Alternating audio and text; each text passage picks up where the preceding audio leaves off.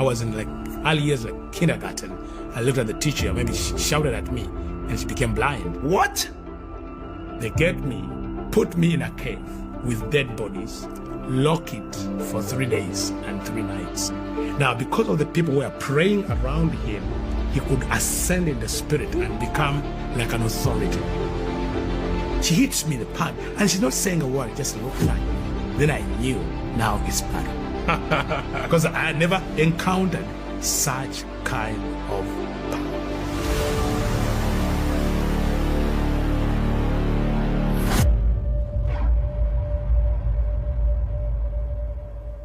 Welcome to Prayer Storm TV. Today we're going to be going into one of the deepest testimonies I have come across as it pertains to deliverance from the occult and witchcraft. And I'm so excited about this testimony. I came across this man in 2017, and this testimony radically impacted my life.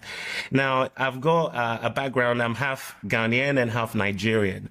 And with the kind of background I have, some of you who are watching have similar background to me. You're probably Nigerian or Ghanaian or African. You would have heard testimonies of people that have been delivered from the occult, of had encounters with Jesus and shared of how Jesus delivered them. And I've heard many of these sort of testimonies. However, this one we're about to hear, in my opinion, is one of the most intense and deep I've come across.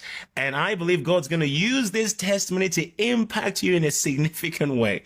So I want you to stay tuned. Now, our guest today, we actually had to fly him all the way from Uganda to capture this testimony. Because when I heard this many years ago, I was so impacted. I got connected with him, and we've been relating for a few years. And the Lord made it possible for us to be able to get him over to Manchester. So for the first time, it's his first time in the UK, and I'm excited that we're going to get to hear from him today. So would you welcome with me James Kawaya from Uganda? James, it's good to have you in Manchester. Amen. I thank God that I'm here, and this is my first time to be in the UK, and the timing of the Lord is the best. I know this is the first time also I'm recording my testimony in its fullness. Must have been sharing in different platforms, but this is the first time I'm sitting in a recording to share my life testimony. So I thank God for this opportunity. And oftentimes when I'm sharing my testimony, it's like I'm going back through those experiences. I need a grace. Sometimes the pain returns, the pain of the thing that I went through. But I thank God that now, after many years now, it's 23 years since I gave my life to Jesus Christ. Wow. And the 23 years has been amazing. I have seen the goodness of God. And also, as we start this journey, I want to tell the people that the purpose is to glorify Jesus.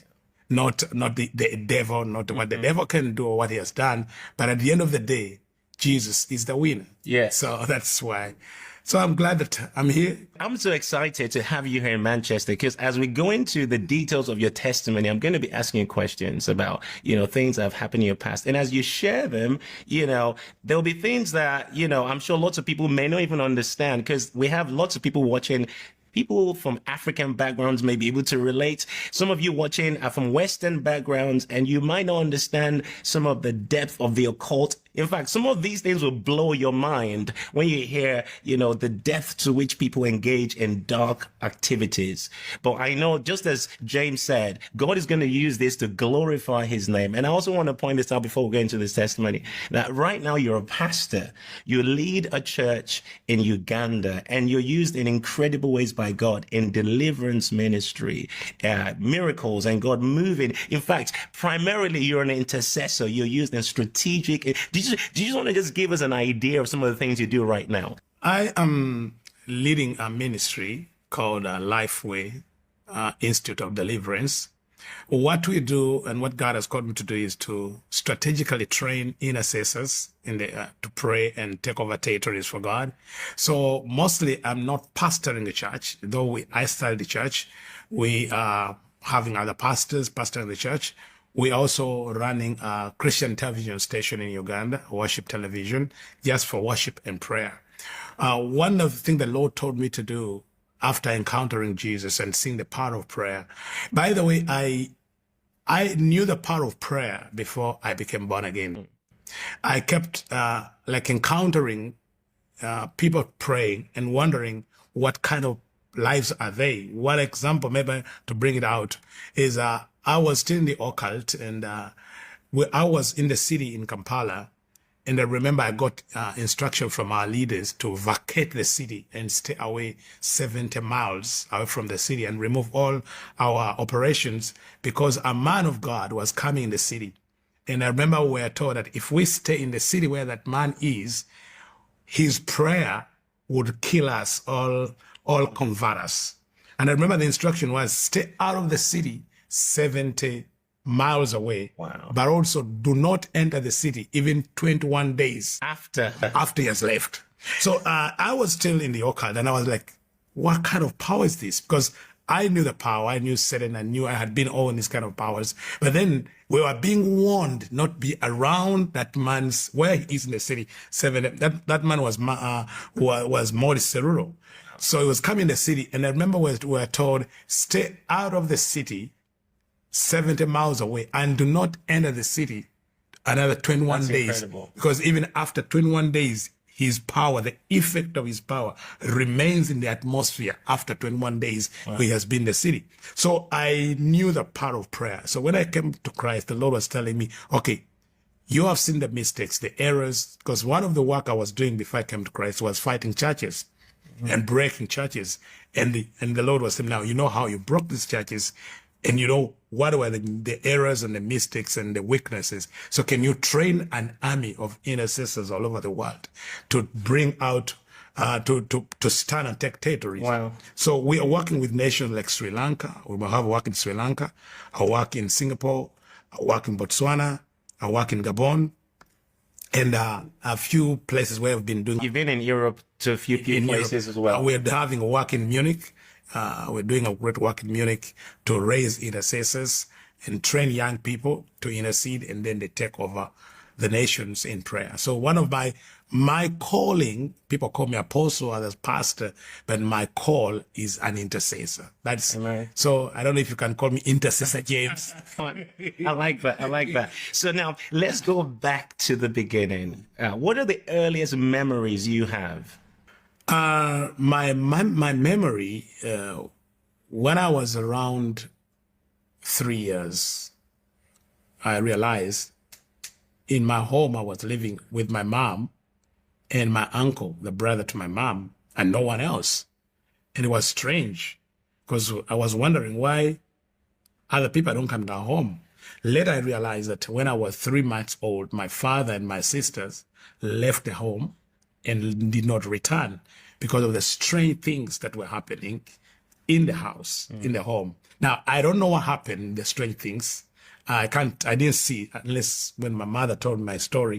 But when I was 3 years, the event that I can remember is the death of my uncle. And when I began now my initiation into witchcraft, when I was 3 years. I want us to come back to the death of your uncle, but before we come back to that, can you tell us what happened before you were born? Because this is really critical part of understanding your journey. Give us an idea of what was going on with your mom and a marriage and her desperation to have a son that laid the foundation for you to come into this world. So I came to hear this story when I was around 12 years, to hear the story of my birth and why I was strange. Now, by the age of 12, I was already deep in the occult. I'd been made a trainer of witches when I was the age of 9. At the age of 7, I was a territorial witch in charge of a territory. I had strange powers. People older than my mother could come and bow to me. Politicians, businessmen, for powers. So I kept wondering, where did I get all these powers? Where am I strange? But my mother kept taking me to different witch doctors for help, to be delivered from those powers. But several times we could go to these places, to the witch doctors, and the witch doctors could chase my mother away, claiming that when she takes me to them, I steal their powers. So like even the witches, the sorcerers, the diviners, even they hated me because they were, this baby has strange powers. So my mother decided to take me to a man in Pemba. Pemba is in Tanzania, in the Indian Ocean, it was called a sultan. So in this journey, she said, I'm going to take you to this man, and this man is going to help you. So that's when I asked. I remember we were in Dar es Salaam, we were on the port trying to get a ferry to go to Pemba. And I asked her, but Mom, tell me something.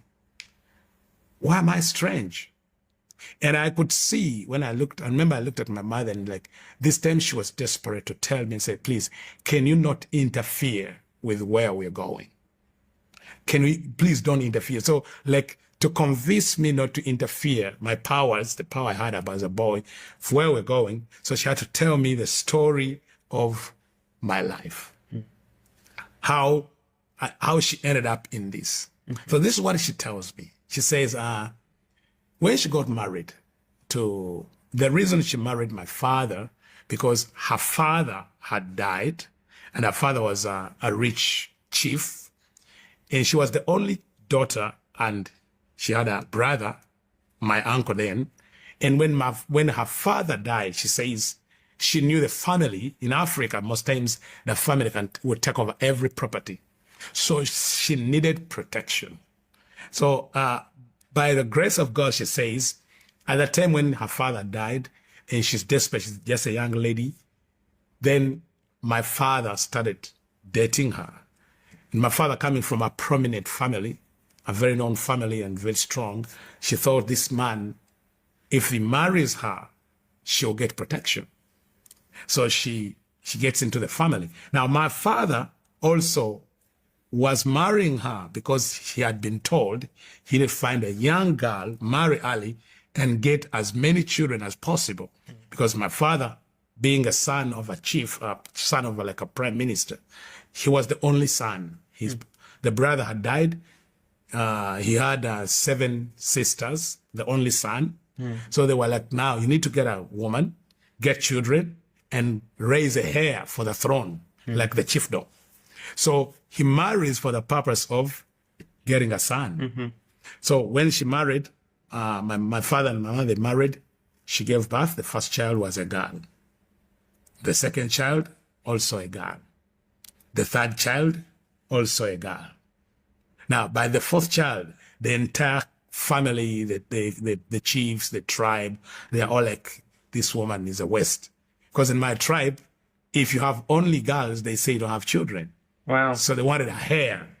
So in desperation, she tried to, she went different witch doctors in different parts of the nation. And so she went, they told her, we're going to help you conceive. Then she conceived the 5th child, who was now also a girl. She went on different witch doctors, different altars, different plans. And also she conceived again, the 6th child, also a girl. And she tells me that she was so desperate because she knew if she can't get a son, she will lose the marriage. And now her life will be wasted. Though at that time, she told me that someone told her that there is someone who can help her conceive a son. She had gone to all kinds of altars in Uganda and outside Uganda. She had traveled different parts and gave different sacrifices. She had the money. She could sell her properties to travel different places to help her conceive. So on this particular journey where she went, she was told to go to a forest in Tanzania. There's a place in Tanzania, northern Tanzania. There was a place. So she went there, and she realized that when she arrived at the place, they told her she had to undress and live in the forest for 7 days, going through cleansing. Wow. Before she appears before the person to help her. Now, before there's something I want us to note here, that was the kingdom of darkness. But they understand the principle of consecration and cleansing. Now I understand after that. So they tell her you have to undress, stay in the forest, cold, don't eat anything cooked for 7 days. So after the 7 days, you are clean enough to appear before this priest who was going to help her. So she says when she appeared after 7 days, that this priest was a woman who always lived in the forest, And she was like the chief witch of the entire continent, because all the witch doctors I mean, the entire country. of Africa, not continent, Wait, she was the chief witch of the entire continent of Africa. of Africa. So Wow. all the witches or the wizards or the sorcerers or the politicians, the leaders could go to her for powers. So she lived in the forest, that woman, that priest, and she had only one breast, like one breast in the middle of the chest. So all the people that went to her to see her often went through similar rituals. Similar They rituals. have to stay in the forest for 7 days. Naked. Eating leaves and Leaves and stuff. fruits for 7 days. And then after 7 days, you appear before her. That was the ritual. And it was like everyone had to go through that. So there were many people there. So she said when she appeared, when she came to her, she looked at that witch, that priest looked at my mother and said, "Go away, I will not help you." Start with a 50% deposit bonus. Increase your investing power with Pocket Broker. 100 plus investing assets. Instant top up. So she has been in the forest for 7 days, and now she's walking away. She says this, now this is what she told me.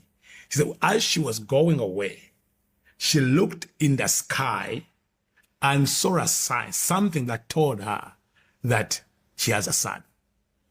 She doesn't know what told. So she walks back to the place where they register, and she tells them, "Please, I want to go and try again."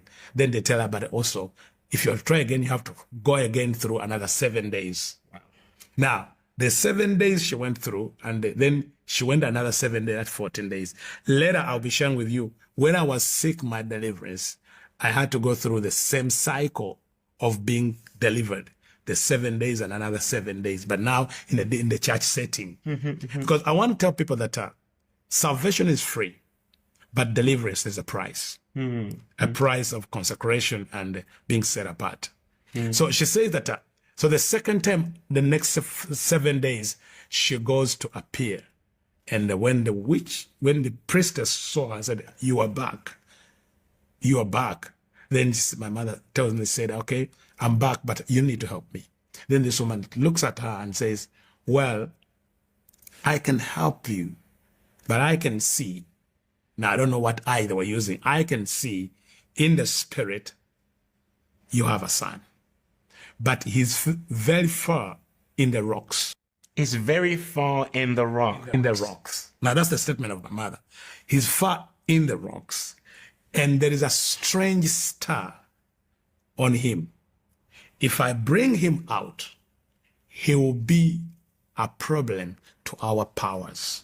The only thing I can do, if you can offer sacrifices, but also if you can accept the condition we shall give you. So my mother asked, "What sacrifice?" They told her, "I have to give 7 cows for 9 months. That is 63 cows as a sacrifice." Wow. Then say, "Okay, I'll do that." Because she was desperate and she had the means. Then they tell her, "Okay, 7 cows every month for 9 months. for 9 months. That is 63. So then the other condition was, okay, if you conceive and give birth, and this is a boy, you promise you will offer him to that woman, the princess, as a husband." She didn't know what it means. She didn't know what it meant. First tells me she didn't know that it was that. And then they told her that, okay, when you give birth, you must bring that child to the forest before the end of the first day. In other words, before the sun goes over him. She tells me she didn't know what was involved in. So she left, offered the sacrifice, returned home, she conceived. To her surprise, she gave birth to a boy. Now, the vow was to carry that boy from the city where she gave birth to the forest around 300 and maybe 400 kilometers away from the city. And that is 1975. The transport means was not that good. I don't know how she traveled. So she travels from the city in Kampala to go to fulfill the vow. What shocked her, she tells me, when she arrived at the forest, this time she didn't go through the ritual, but there was like a wedding. Hundreds of people were gathered. They knew she was coming. Gathered for what? And she realized it was now going to be the wedding of her 1-day-old son and the 60-year-old woman. So, for those of you watching, I don't know if you understand what he's just said. On the day he was born, on the day you were born, you were married to A 60-year-old witch. a 60-year-old witch that was the Grand Master Witch for the continent of Africa. Of Africa. That is mind-blowing. And you know what she told me, the wedding was conducted by the witches of the continent first, and then the bishop of the diocese also came and conducted the wedding between this 1-day-old boy and a 60-year-old woman in the forest. Wow. So that was also when she told me, I said, "Are you sure?" I said, "Yes." Bishop so and so, which I knew. Later I'll share how he got involved in my life, and how he moved me from that same bishop from the witchcraft to the occult, because they are different. So for her, when she reached there were all these people, the celebrations from different parts of the continent had come to the forest for the wedding. Now, according to her, that was the moment where this woman, the witch, was to transfer her powers to the boy, the 1-day-old boy. Now, I was 1-day-old. I didn't know what was happening. So after the ritual, after the ceremony, days of celebration and the wedding, the marriage is conducted, the covenant and all the sacrifices. So they tell her, you know what? Now, this child is not just a child. This is now a man. So you're not going to breastfeed him, because now he is somebody's husband already. Wow. And she told me that in her mind, she said, well, okay, I'll go home. These people will not be there. I have to breastfeed my child. You know, I've suffered a lot. I've paid the price. I have done all this. Like he was treasuring this child. So she returns home. When she went home, my father said, "Where have you been?" She said, "Okay, I had all this and this." So, did your father not know what she was doing? He didn't know. He did not know. I don't know. Because when she left hospital, she just went to the... So my father, "Where's my wife?" She's looking around. So when she appeared, so "Where have you been?" So he had no idea that she was this deep in her passion to find a boy or to get a son. He didn't. The only thing he knew, my mother could disappear for days, and you know where he has gone. So when she returned home, she says, I was a baby. She put me in the baby cot in the bed, then go dress up, clean up, and then come and breastfeed the child. And when she returned, she found a python coiled around the baby. Yeah, python. Yeah. And she says she could not come near because of the python. So she ran out. The people of the village came around. My father came around. They could see the snake, and no one could come in. Could they not kill the snake? I don't know why. So she says for 30 days, for 3 months, she could not come near me. So, was the python wrapped around you every day, all day, 24/7? 24/7. So she says she didn't breastfeed me. She didn't come near me. And the whole village could come and just peep in. And then there was rumors around that this woman gave birth to a child and a snake. Now, I heard those rumors when I was growing up. It was the talk of the town in their community. You know, that child is a twin. They could say, he's a twin. He was born with a snake. But my mother says, no, she didn't give birth to a snake. The snake just came when she came back to the house. Now, I don't understand how this was done.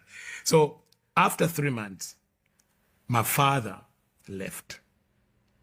Now, he picked the 6 girls and left the home. She remained alone. And because of that, my mother got a mental breakdown. So she was not like a mad woman in the community.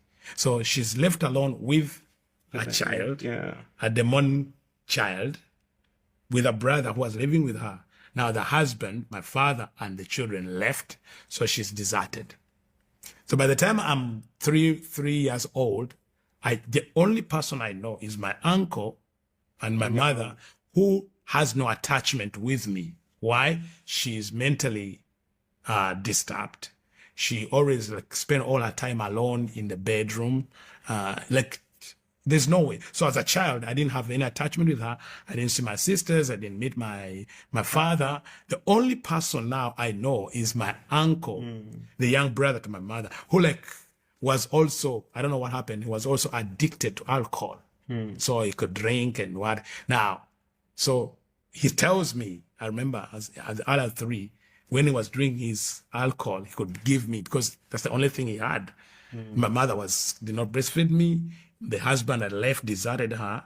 And she tells me that the day my father left, and with my sisters, is the day the snake left also. So when he left, also it left. So she remained with this child. But now she was so hurt. She was so heartbroken. And then she got into a mental breakdown because of the husband leaving her. She's alone. And so as a child, I'm in that house with only my uncle.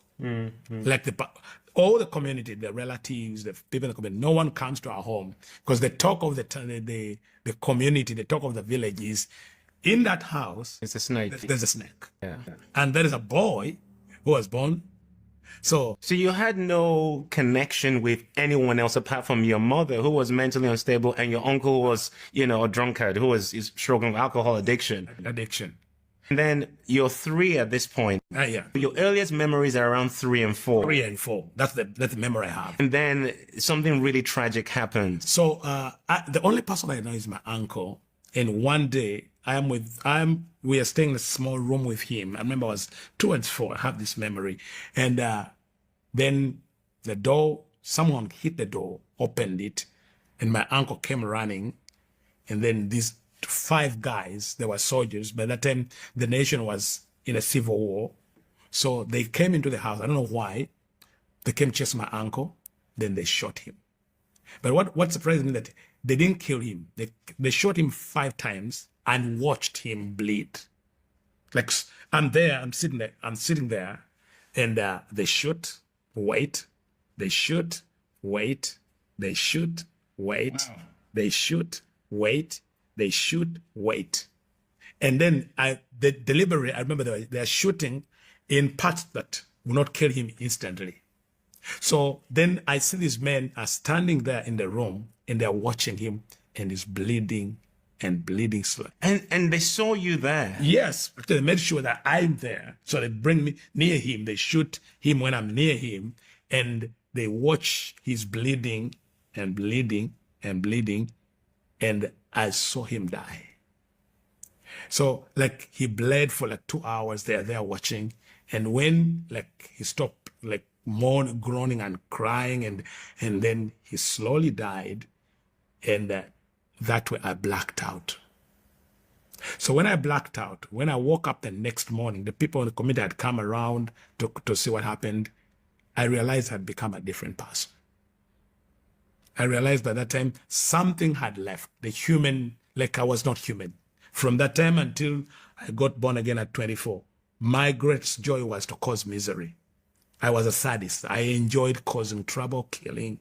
I enjoyed like seeing people suffer, and that could bring me joy. But I can trace that happened the day my uncle. Like now I've understood after I became a Christian, when I was going through my healing, because I got saved, but the healing took time. It took like 10 years to be healed. My healing, especially deliverance and healing, took 10 years because parts of my life were fragmented. See, so a part of your soul. now I later understood that at that moment a part of my soul was trapped, and later I realized that after I got married, because when I got married I could not relate with my wife as husband wife. Wow. So I went in prayer, and then the Lord took me to that moment when I was 3 years and showed me when I blacked out what happened, because God is all-knowing. Jesus is all-knowing. So to deliver me, he had to show me what happened when I blacked out, what happened to my soul, where was I trapped. So when I got married, I married when I was 36, very late. So I was a 36-year-old man but my soul was 3 years. So I remained trapped at 3 years. But now I was a man with a body, even born again now, got married, but I could not relate with my wife as husband because I had been Yeah, because of that trauma. that trauma. So when that happened, my uncle was dead and I became a different person. Those people in the occult came to my mother and say, you know what has happened to your brother? It's because we want this boy. You have to give her now officially to us. You have to surrender him to us. So she tells me, but now this one I remember it. She got me, and there is a place where this the headquarters of the occult in our nation. It's like a cave. They said it's like a cult, as if they believe in God but not God. They don't believe in the Bible. It's like a cult where politicians go and even religious leaders. So she takes me to this place. This place, like it's a cult, like a religion. Now, when their leaders die, they don't bury them. They embalm the bodies and pile them in a cave, the dead bodies. So she took me and handed me over to those people. Now, remember my uncle is dead. I have this pain. And now the only person I know now remaining is my mother. So she hands me over to these people who I don't know. They get me. Now, remember, I have the trauma. Just lost my uncle. Put me in a cave with dead. Lock it for 3 days and 3 nights without food, without water. And how old are you at this point? Now towards 4. It's just a few weeks from the death of my uncle. Wow. So now I remember the pain and the betrayal I felt as a child, that now my only mother, the one who I thought could protect me, has handed me over to these people who have now locked me in a cave with dead bodies, pitch dark, day for 3 days, hungry without food. Now, so